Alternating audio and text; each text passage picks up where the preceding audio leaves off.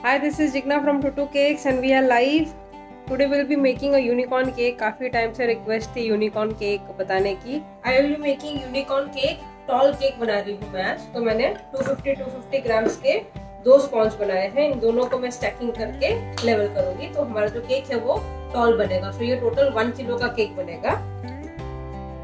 Okay, दोनों cake की हम अलग अलग स्टैकिंग करेंगे. जो रेगुलरली हम हाफ किलो केक के लिए करते हैं वही प्रोसेस होगा. जो टॉप पोर्शन है इसे हम कट करके निकाल लेते हैं क्योंकि ये सोकिंग नहीं होने देता है पानी की. देन 3 लेयर्स कट करके निकालने हैं स्पॉन्ज से. Always try taking out 3 layers. आप जितना कोशिश करोगे 3 लेयर्स कट करने की उसी हिसाब से फिर आपके केक को हाइट मिलेगा, लुक भी अच्छा आता है. आप सिर्फ 2 लेयर निकालोगे तो केक को हाइट नहीं आता है, ना ही लुक आता है और ना ही वो खाने में अच्छा लगता है. तो ये 3 लेयर्स हमने कट कर दिए हैं. Now with the help of plain water soaking करेंगे. टोटल नाउ ये दोनों हाफ किलो के अलग अलग केक बनाऊंगी मैं. तो फिलहाल ये हाफ किलो केक है तो इसका सोकिंग हम करेंगे अराउंड 50. टोटल केक का सोकिंग होगा 50 to 60 ग्राम्स में. एंड देन जो नेक्स्ट बनाएंगे उसका सोकिंग 50-60 ग्राम्स में अलग से होगा. क्रीम को बीट कर लिया है. I will be adding whipping cream to it. Whipping cream add करेंगे. With the help of palette knife cream को स्प्रेड कर देंगे.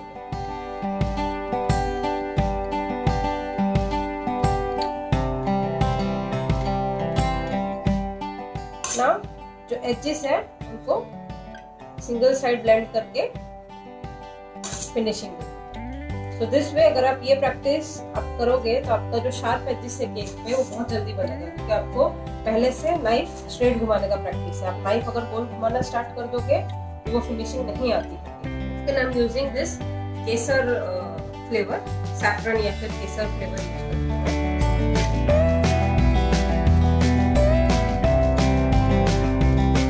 क्योंकि ना मैं यहाँ पे केसर पिस्ता बना रही हूँ तो मैंने ये केसर फ्लेवर स्प्रेड कर दिया. एंड ये मेरे पास पिस्ता है जिनको रफली ग्राउंड किया हुआ.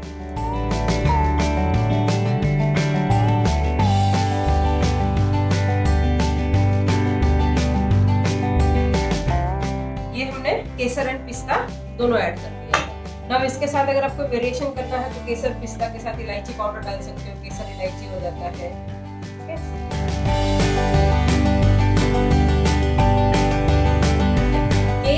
यूनिफॉर्म दिखना चाहिए. सबसे पहला पॉइंट होता है केक बनाने में जो उसके लेयर्स कट करते हैं वो यूनिफॉर्म होने चाहिए. ऐसा नहीं कि एक मोटा कट किया, एक पतला कट किया, एक एकदम पतला कट कर दिया. ये नहीं होना चाहिए. सेकेंडली जब क्रीम का लेयर लगाते हैं, क्रीम का लेयर दोनों जगह यूनिफॉर्म लगना चाहिए. कि आपने एक में कम लगा दिया, एक में ज्यादा लगा दिया तो ऑब्वियसली केक का हाइट या फिर कटने के बाद वो गंदा दिखता है. थर्डली रहता है कि आप जब प्रोसेस फॉलो करते हो केक बनाने का, वो प्रोसेस फॉलो करना इंपॉर्टेंट होता है. आपने प्रॉपर प्रोसेस फॉलो किया है तो आपका केक प्रॉपर स्ट्रेट बनेगा. हाँ, आपने प्रोसेस जैसे तैसे आपने जो मर्जी आया उस हिसाब से नया नया टेक्निक फॉलो किया है तो वो केक या तो टेढ़ा बनता है या फिर गोल बनता है या फिर अंदर के साइड डोम बन जाता है. तो always focus on the like the process of making cake. तो अगर आपने हमारी लाइव देखी रहेगी तो हर बार मेरा लाइव में भी काम करने का तरीका सेम होता है. भले ही वो रिपीटेटिव लगे लेकिन वो सेम होता है. जैसे एक बार हमने सोक किया, क्रीम लगाई, लेयर स्टैक करने के बाद सबसे पहला काम होता है विच आई ऑलवेज रिपीट इज जो साइड गैप्स होते हैं उन्हें फिल करना. आपने इन्हें फिल नहीं किया है और आपने डायरेक्टली केक बनाई है तो ऑब्वियसली केक थोड़ा सा ऐसे स्लैंटिंग बनेगा. और एल्स काफी बार कैसा होता है कि जब आप पानी सोक करते हो जहां जहां पे गैप्स रहेंगे वहां पे केक डोम बन जाएगा. एंड देन वापस वो आपको सीधा करने के लिए क्रीम करना पड़ेगा और जब केक कट करोगे तो गंदा दिखता है अंदर से. तो always follow a specific procedure. आप प्रॉपर प्रोसेस फॉलो करोगे तो कोई गलती नहीं होगा.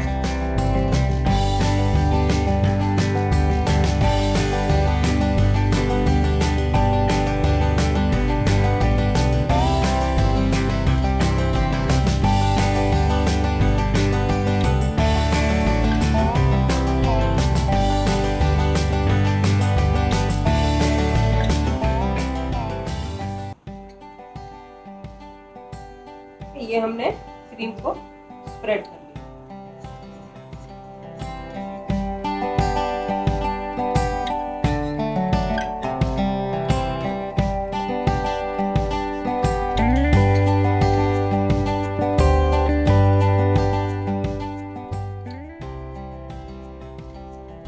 टीस्पून ऑफ क्रश, इसे स्प्रेड करेंगे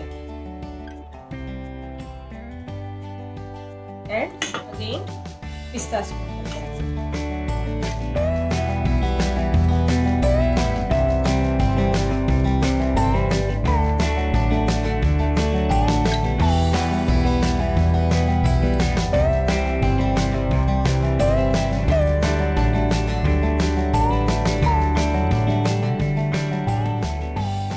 ये हाफ किलो का केक हमने स्टैक कर लिया है, इसे मैं हटा देती हूँ फिलहाल, क्योंकि आप एक के ऊपर एक लेयर बहुत सारे करोगे ना तो फिर वो स्टैकिंग थोड़ा डिफिकल्ट हो जाता है, केक टेढ़ा जाने का चांस हो जाता है। तो मैंने ये हाफ केक करके हटा लिया, अब जो नेक्स्ट हाफ है उस पर करेंगे तो थोड़ा प्रोसेस ईजी हो जाता है। जो बिगनर होता है उनके लिए ये खास काम करता है।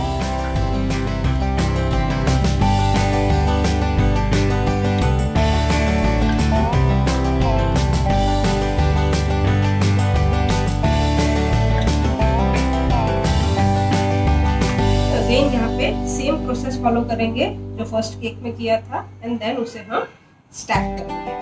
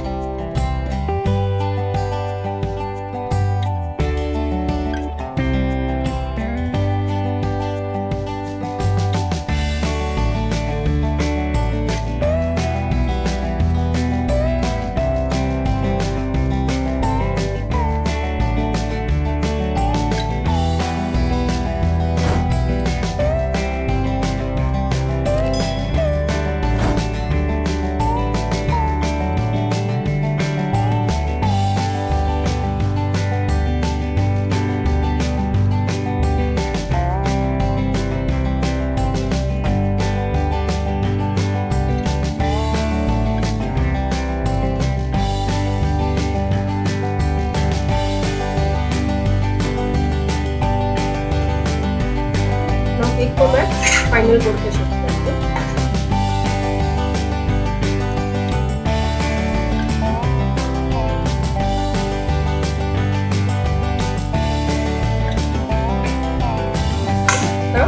ये जो हमने हाफ किलो केक बना कर रखा था इसे हम इसके ऊपर स्टैक कर लेंगे।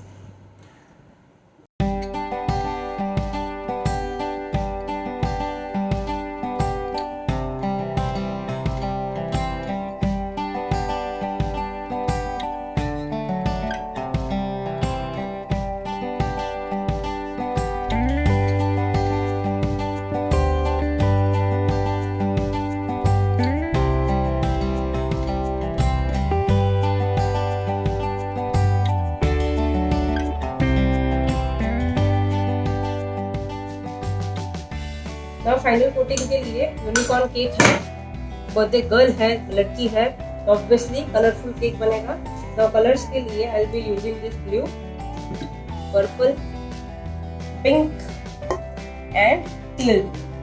ये 4 कलर में यूज करने वाले, सारे के सारे जेल कलर्स हैं।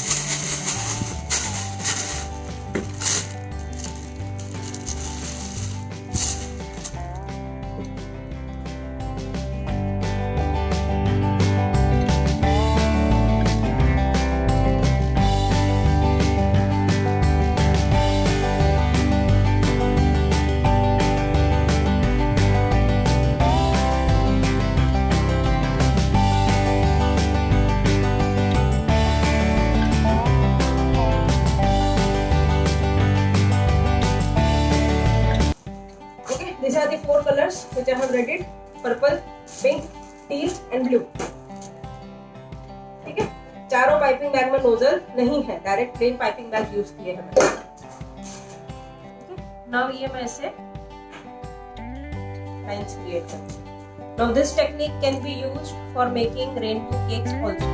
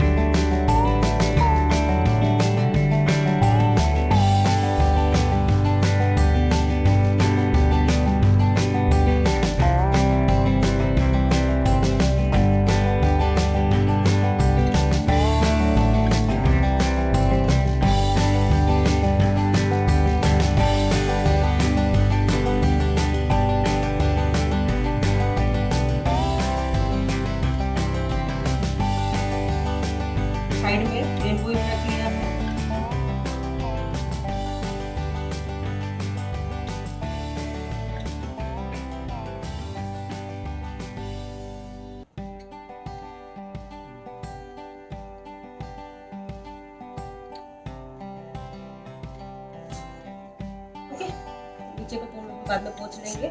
ना ये जो साइड में हाईलाइट हुआ है, अब अगर मैं यहाँ पे पैलेट नाइफ घुमा दूंगी तो ये जो राउंड इफेक्ट है ना ये निकल जाएगा, ये नहीं दिखेगा, तो मैं वो नहीं हटा रही हूँ। इंस्टेड हम उसे हाईलाइट करेंगे। कैसे हाईलाइट करेंगे? गोल्डन पेंट के हेल्प से। Okay, now I have taken golden paint. Golden paint कैसे बनाना? I have taken this golden dust powder and इवापोरेक्स।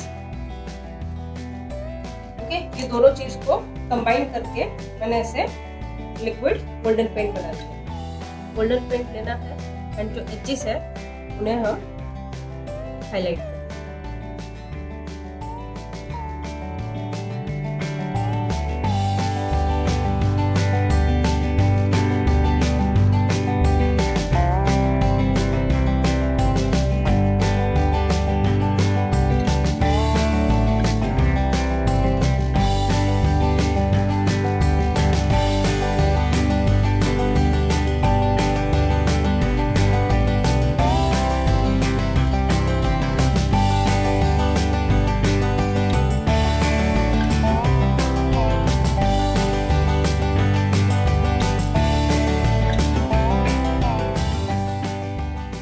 Now I am using this number 12 nozzle.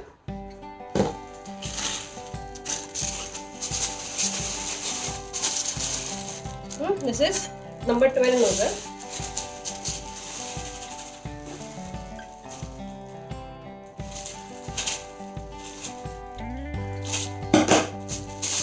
And what will I do? ये जो piping bags में colour बचे हुए हैं ना, ये सारे मैं एक ही पाइपिंग बैग में छोड़ दूंगा।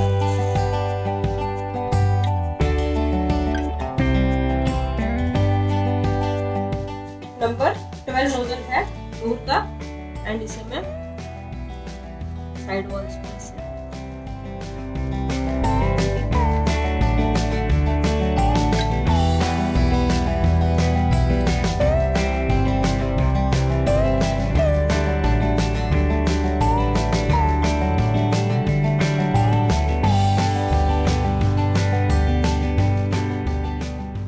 और डेकोरेशन के लिए I be using this fondant structure. ये मैंने फॉन्डेंट की यूनिकॉर्न बना दी है या बना लिया है, आई डोंट नो बॉय है कि गर्ल है यूनिकॉर्न।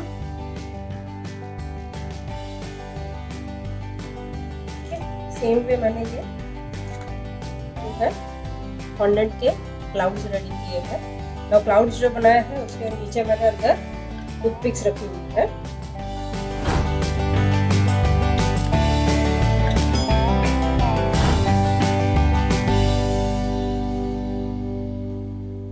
अब ये जो हार्ट्स है ये भी फॉन्डेंट के हैं।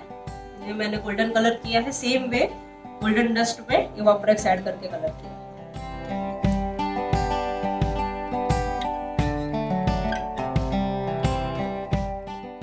So just let me know in comment section how is this cake looking.